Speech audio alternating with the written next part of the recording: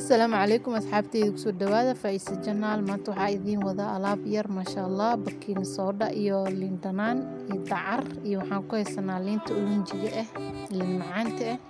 Intaana rabnaa xoogaa meelaha haarhaaraha leh oo kale sida wajiga oo kale iyo gacmahoo kale inaan u samaysano oo ku baabi'ino meelaha madmadowga leh. Insha Allah qaabka u samaysanayna iyo sida noogu soo baxayso aan isla socono.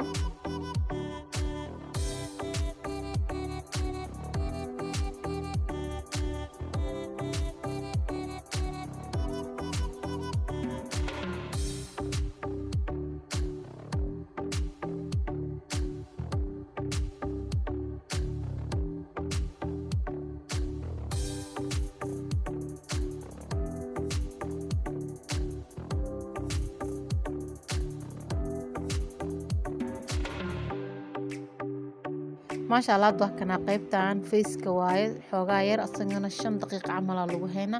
Qaybtan kale hadda aqasaynana gacmaha sida meelaha ma aragtay madmadowga kale in qofka maanta dhan biyo faraha kula jira waxa dhaqdhaqay oo mado kale waxyaalahaas lagu baabi'ina asagana insha Allah iyo lugaha kale iyo adig qoorto kale intii meel oo madmadow ku jirto lagu baabi'ina insha Allah qaabka u qasanayna isa gacmeen u marinayna isla socono.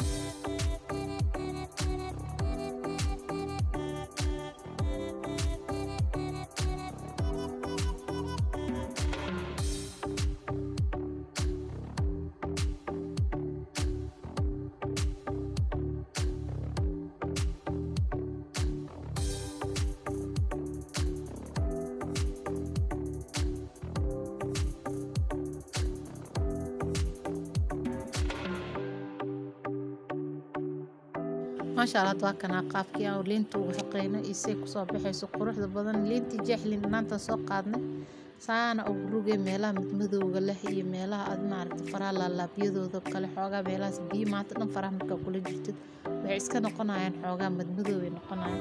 madmadowga dhan saana uga baabi'inay maasha Allah.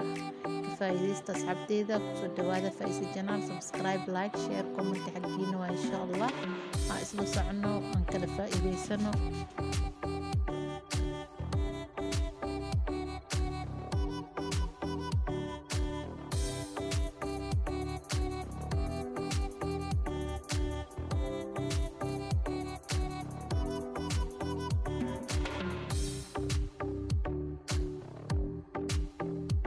maasha Allah hadda kaas faceka waaye kana gacmaha waaye labadaas qaab oo kala samaysanay.